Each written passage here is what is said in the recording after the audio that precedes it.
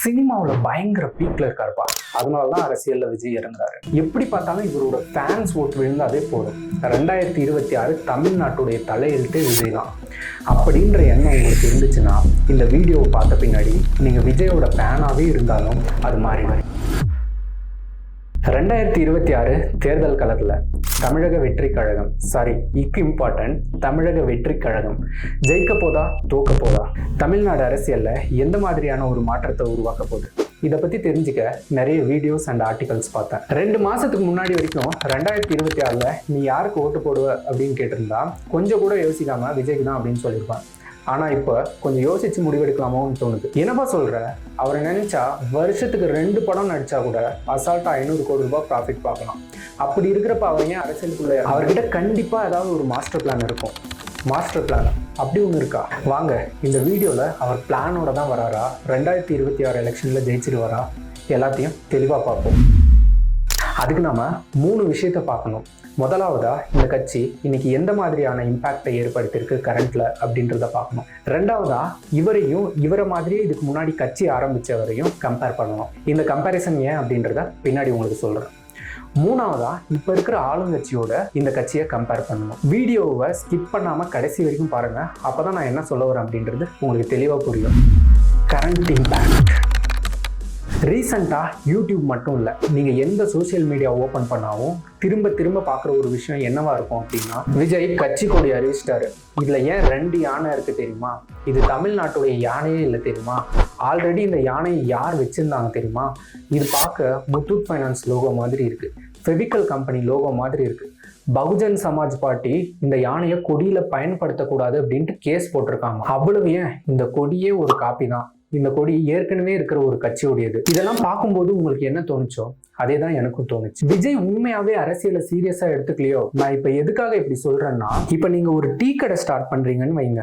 கடைக்கு என்ன பேர் வைக்கலாம், எந்த இடத்துல கடையை போட்டால் சேல்ஸ் நல்லா ஆகும், கடை வைக்க போகிற இடத்துல க்ரௌட் அதிகமாக சேருமா, அந்த இடத்துல ஸ்கூலு காலேஜ் கம்பெனி ஏதாவது இருக்கா, ஏற்கனவே இருக்கக்கூடிய கடைகளில் எப்படி சேல்ஸ் ஆகுது, கஸ்டமர்ஸை நம்ம பக்கம் இழுக்கிறதுக்காக அவங்கள விட குவாலிட்டியில் பெட்டராக கொடுக்கலாமா, இல்லை ரேட் ஏதாவது குறைக்கலாமா? ஒரு சாதாரண டீ கடை ஸ்டார்ட் பண்ணாலே இவ்வளவு ரிசர்ச் பண்ணி இறங்க வேண்டியிருக்கு. ஒரு மாநில கட்சி ஆரம்பிக்கிறப்ப அந்த கட்சிக்குன்னு தனியாக சின்னம் ஒதுக்குற வரைக்கும் அவங்களுடைய அடையாளமாக இருக்கிறது அந்த கட்சியினுடைய கொடி. அப்படி இருக்கிறப்ப அந்த கொடியில இருக்கிற கலர் ஆகட்டும், சிம்பிள் ஆகட்டும், அதை பயன்படுத்தும் போது ஏதாவது சட்ட சிக்கல் வருமா, இல்லைன்னா ஏற்கனவே இருக்கக்கூடிய கட்சிகள்ல இந்த கலரோ இல்லைன்னா சிம்பிளோ பயன்படுத்தப்பட்டிருக்கா? இந்த மாதிரி விஷயத்தை எல்லாம் முதல்ல ரிசர்ச் பண்ணியிருக்கணும். பேசிக் ரிசர்ச் கூட இல்லாம கொடியை டிசைன் பண்ணியிருக்காங்க. சரி, ஓகே, கொடியில மட்டும்தான் இந்த மாதிரி சொதப்பலாம் அப்படின்னு பார்த்தா, முதல் கோணலே முற்றிலும் கோணல்னு சொல்ற மாதிரி இவர் கட்சி ஆரம்பிச்சதுல இருந்து இப்ப வரைக்கும் எடுத்து வச்ச ஸ்டெப்ஸ் ஒண்ணு கூட சரியில்லை. அதாவது பிப்ரவரி 2024 கட்சி ஆரம்பிக்கிறதா குஷி ஆனந்தா அறிக்கை விட்டார். 6 மாசமா அண்ணன் விஜய் கட்சி பத்தி ஒரு வார்த்தை கூட பேசல. 6 மாசம் கழிச்சு கட்சி கொடியை தலைவர் விஜயே நேரடியா வந்து வெளியிட்டு இருந்தாலும் அவர் அந்த கொடியை பத்தி எந்த ஒரு விஷயத்தையும் சொல்லல. அந்த கொடியில இருக்கிற வரலாற்று பின்னணிய அடுத்து மாநாட்டுல சொல்றேன்னு சஸ்பென்ஸ் வச்சுட்டார். ஆனா கெட்டதுலயும் ஒரு நல்லதுன்ற மாதிரி அவர் அந்த கொடியை பத்தி எதுவும் பேசாதது ஒரு நல்லதா போச்சு. ஏன்னா கட்சி கொடியை எப்படி இருந்தாலும் முழுசாவே மாற்றக்கூடிய சுச்சுவேஷன்ல தான் அவங்களுடைய நிலைமை இருக்கு. கட்சியை என்னமோ புயல் வேகத்துல ஆரம்பிச்சிட்டாங்க, ஆனா ஒவ்வொரு ப்ராசஸும் ஆம வேகத்துல தான் போயிட்டு இருக்கு. அட நீ சும்மா இருப்பா, விஜய் இன்னும் சினிமாவை விட்டு வெளியே வரல, அவர் சினிமால ரொம்ப பிஸியா இருக்காரு, அதனாலதான் அவர் பொறுமையா மூவ் பண்றாரு அப்படின்னு நீங்க கேட்டீங்கன்னா, நான் அடுத்து சொல்ல போற விஷயத்த கொஞ்சம் கூர்ந்து கவனிங்க. எம்ஜிஆர் வர்சஸ் விஜய். இவங்க 2 பேரையும் நான் ஏன் கம்பேர் பண்றேன்னா, இவங்க 2 பேரும் ஒரே பிளாட்ஃபார்ம்ல இருந்து தான் அரசியலுக்குள்ள வராங்க, அதாவது சினிமா. அதுவும் எம்ஜிஆர் எப்படி சினிமால பீக்ல இருக்கிறப்ப அரசியலுக்குள்ள வந்தாரோ அதே மாதிரிதான் விஜயும் அரசியலுக்குள்ள வராரு. அது மட்டும் இல்லாம தளபதி விஜய் ஒரு சில இடத்துல பேசும்போது பாத்தீங்கன்னா எம்ஜிஆரை பத்தி பேசியிருப்பாரு. வாழ்க அப்படின்ற ஒரு படத்துல எம்ஜிஆர் அவர்கள் நடிச்ச படம்.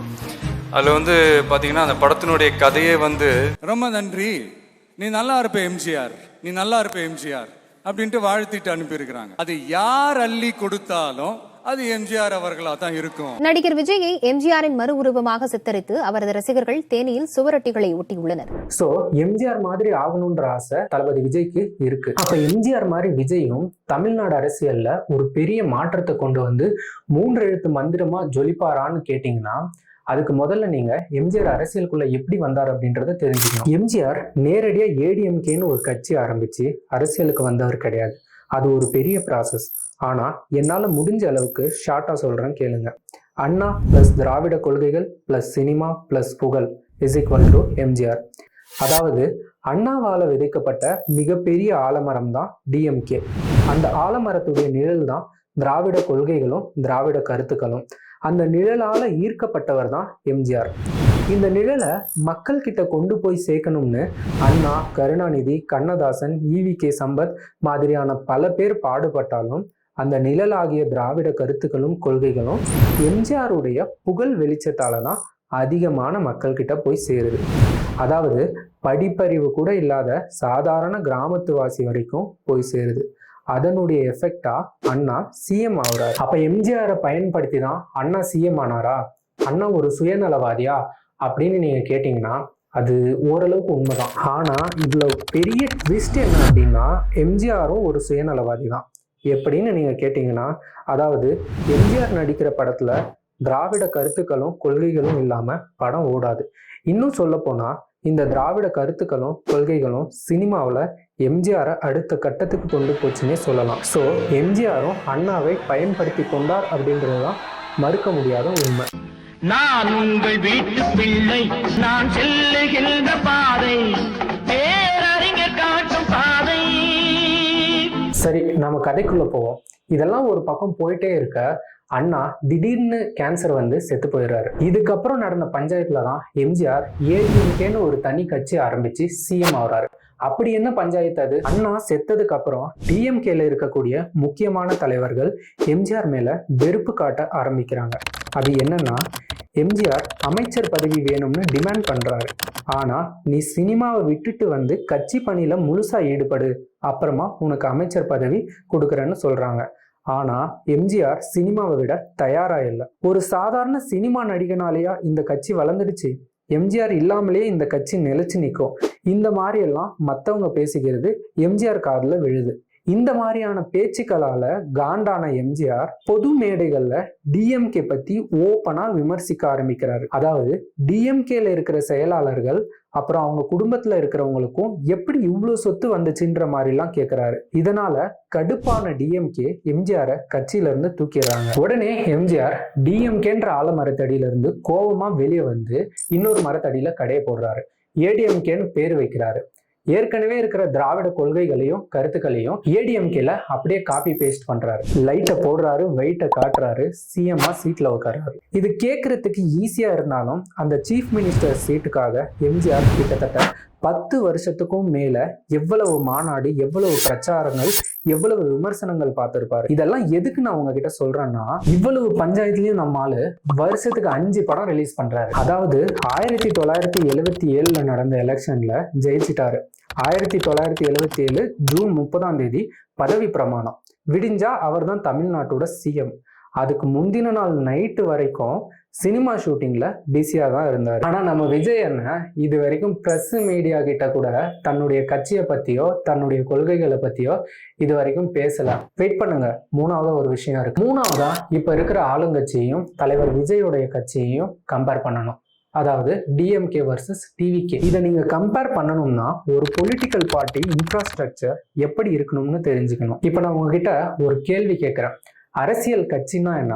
அந்த கட்சி ஆட்சிக்கு வரணும்னா என்ன பண்ணணும்? அரசியல் கட்சினா அந்த கட்சிக்குன்னு ஒரு கொள்கை, அந்த கொள்கையை வழிநடத்துறதுக்கு ஒரு தலைவர், அந்த தலைவருக்குன்னு ஃபாலோவர்ஸ், அந்த ஃபாலோவர்ஸை வச்சு அந்த தலைவர் ஆட்சிக்கு வந்துடுவார். அதாவது அந்த கட்சியுடைய தலைவரை பார்த்து தான் மக்கள் தேர்ந்தெடுப்பாங்க. அப்படிதான் நம்ம நிறைய பேர் நினைச்சிட்டு இருப்போம். ஆனா ஒரு கட்சி ஆட்சிக்கு வரணும்னா அந்த கட்சியுடைய ஒரு தலைவர் மட்டும் போதாது. அந்த தலைவருக்கு கீழே பல தலைவர்கள் இருக்கணும். அந்த கட்சியை உறுதியா கட்டமைக்கணும். அதுக்கு பேர் தான் இன்ஃப்ராஸ்ட்ரக்சர். நாம இப்படி வச்சுக்கலாம். ஒரு கட்சியுடைய பிரதான தலைவரை ஏ தலைவர்னும், அவருக்கு கீழே இருக்கிற சின்ன சின்ன தலைவர்களை எல்லாம் பி தலைவர்கள்னும் வச்சுக்கலாம். இந்த பி தலைவர்கள்ன்றது வட்ட செயலாளர், இலை செயலாளர், நகர செயலாளர், மாவட்ட நிர்வாகி, ஒன்றிய நிர்வாகி, மகளிர் அணி தலைவர், இளைஞர் அணி தலைவர், மாணவர் அணி தலைவர், எம்எல்ஏ, கவுன்சிலர், பஞ்சாயத்து தலைவர், வார்டு மெம்பர், யாரா வேணாலும் இருக்கலாம். இந்த பி தலைவர்கள் தான் ஒரு கட்சியுடைய அஸ்திவாரம். எப்படின்னு கேட்டிங்கன்னா, அரசியலுங்கிறதே ஒரு தனி மனிதன் தன்னுடைய தேவையை அல்லது பிரச்சனையை தீர்த்துக்கிறதுக்காக ஒரு குரூப்பாக சேர்ந்து செயல்படுறது. உங்களுக்கு புரிகிற மாதிரி சொல்லணும்னா, உதாரணத்துக்கு உங்கள் வீட்டில் இருக்கிற கார்ப்பரேஷன் குழாயில் தண்ணி வரலன்னு வச்சுக்கோங்க. உடனே பக்கத்து வீட்டு குழாயில் வருதா இல்லையான்னு பார்ப்பீங்க. அவன் வீட்லேயும் தண்ணி வரல. பக்கத்து வீட்டுக்காரனுக்கும் நமக்கும் என்னதான் வாய்க்கால் வரப்பு தகராறாக இருந்தாலும் இந்த விஷயத்தில் 2 பேரும் ஒன்றா சேர்ந்துடுவோம். இதை பார்த்துட்டு எங்கள் வீட்லேயும் தண்ணி வரலன்னு ஒரு 10 பேர் நம்ம பின்னாடி வந்து நிற்பாங்க. இந்த இடத்துல ஒரு தனி மனிதனுக்கு தேவையான தண்ணி தான் பிரச்சனை. அந்த பிரச்சனையை தீர்த்துக்கிறதுக்கு அதே பிரச்சனை கொண்ட பல தனி மனிதர்கள் ஒரு குரூப்பாக ஃபார்ம் ஆகுறாங்க. இந்த குரூப்புக்காக ஒரு கட்சியுடைய தலைவர் நேரடியாக வந்து போராட முடியாது. ஸோ நான் ஏற்கனவே சொன்ன மாதிரி அந்த கட்சியை சார்ந்த அதே இடத்துல இருக்கக்கூடிய பி தலைவர்கள்னு சொன்னேன் இல்லையா, அவங்களில் யாராவது ஒருத்தர் இந்த போராட்டத்தில் கலந்துக்கிட்டு குரல் கொடுக்கணும். இதில் மேட்ரு என்னென்னா, போராட்டத்தில் குரல் கொடுத்தா மட்டும் போதாது. எல்லா கட்சியிலேருந்தும் இந்த போராட்டத்தில் கலந்துக்கிட்டு குரல் கொடுப்பாங்க. இதில் யார் குரல் ஓங்கி நிற்கிதுன்றது தான் முக்கியம்.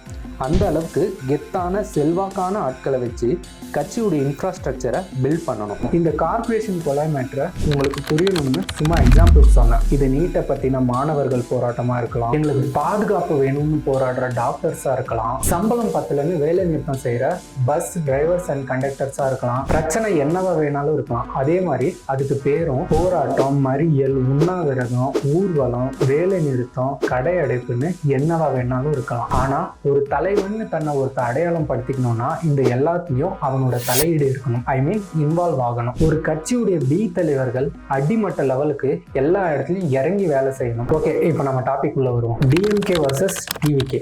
டிஎம்கேன்றது இன்னைக்கோ நேத்தோ உருவான ஒரு கட்சி கிடையாது. கிட்டத்தட்ட 60 வருஷத்துக்கும் மேலே இருக்கக்கூடிய ஒரு கட்சி. இதனுடைய இன்ஃப்ராஸ்ட்ரக்சர் ரொம்ப ரொம்ப ஸ்ட்ராங்கானது. அதுவும் ஜெயலலிதா செத்ததுக்கு அப்புறம் டிஎம்கே உடைய இன்ஃப்ராஸ்ட்ரக்சர் இன்னும் ஸ்ட்ராங் ஆயிடுச்சு. காரணம் என்னன்னா, ஏடிஎம்கேல இருந்து சில பேர் டிஎம்கேக்கு மாறிட்டாங்க. ஸோ தமிழ்நாட்டில் டிஎம்கே இன்ஃப்ராஸ்ட்ரக்சரை பொறுத்த வரைக்கும் அசைக்க முடியாத ஒரு இடத்துல இருக்கு. எப்படி பார்த்தாலும் 2026 எலெக்ஷன்ல தமிழக வெற்றி கழகம் ஜெயிக்க போறதில்ல. அப்படி இருக்கிறப்ப விஜய் ஏன் தன்னோட சினிமா கெரியரை விட்டு அரசியலுக்குள்ள வரணும் அப்படி நான் சொல்ல வரல. நான் என்ன சொல்ல வரேன்னா, 2026 எலெக்ஷனுக்கு இன்னும் 1.5 வருஷம் தான் இருக்கு. அந்த 1.5 வருஷத்துக்குள்ள டிஎம்கேக்கு ஈக்குவலான இன்ஃப்ராஸ்ட்ரக்சரை பில்ட் பண்ணணும்னா எந்த அளவுக்கு ஹார்ட் ஒர்க் பண்ணணும் அப்படின்ட்டு உங்களுக்கே புரிஞ்சிருக்கும். அடுத்தடுத்த முடிவுகளை விஜய் ஸ்பீடாகவும் எடுக்கணும், அதே சமயத்தில் அது வெல் ரிசர்ச்டாகவும் இருக்கணும். அண்ட் இன்னொரு முக்கியமான விஷயம், தமிழக வெற்றி கழகம் விஜய்ன்ற ஒரு தலைவரை மட்டும் வச்சு ஆட்சிக்கு வந்துட முடியாது. அவருக்கு கீழே இருக்கிற தலைவர்கள் யார் யாரு, அவங்க இது வரைக்கும் இந்த சமூகத்துக்கு என்ன பண்ணியிருக்காங்க, இதுக்கு மேல இந்த சமூகத்துக்கு என்ன பண்ண போறாங்க அப்படின்றத பொறுத்து தான் இருக்கு. கப்பு முக்கியம்தான் பிகிலு, ஆனா அதுக்கு கட்சியோட இன்ஃப்ராஸ்ட்ரக்சர் ரொம்ப ரொம்ப முக்கியம். வெயிட் உடனே போய் கமெண்ட் பாக்ஸ்ல இப்படிதான் விஜயகாந்தை பத்தி பேசி பேசி அவர் ஒண்ணும் இல்லாம பண்ணிட்டீங்க, இப்ப விஜயையும் முடிச்சு விட்டுருங்க அப்படின்னு என்ன முடிச்சு விட்டுறாதீங்க. நான் சொல்றத கொஞ்சம் கேளுங்க. ஏற்கனவே மற்ற கட்சியில இருக்கிறவங்க விஜய் கட்சியை தாக்கி பேச ஆரம்பிச்சிட்டாங்க. அதாவது விஜய் கட்சியெல்லாம் போனி ஆகாது, கமல் கட்சி மாதிரி தான் இருக்கும். ஏற்கனவே அரசியல் கட்சி ஆரம்பிச்சு தோத்து போன cinema actor Sivaji, T Rajendar, Bhagyaraj, இந்த வரிசையில விஜயும் வரப்போறாரு அப்படின்னு. அப்படிலாம் விஜயுடைய கட்சி ஆயிடக்கூடாது அப்படின்றதுனாலதான் நான் இந்த வீடியோவே போடுறேன். முக்கியமான விஷயம், மறக்காம சப்ஸ்கிரைப் மட்டும் பண்ணிட்டு போயிடுங்க. ஏன்னா இன்னும் இந்த மாதிரியான வீடியோஸ் நான் பண்றதுக்கு அப்பதான் எனக்கு ஒரு மோட்டிவேஷனா இருக்கும். தேங்க்யூ. தன்னை தருபவன் தலைவன், உன்னை விற்பவன் வணிகன், நோட்டை வீசி உன் ஓட்டை பெறுபவன் பேர் திருடன்.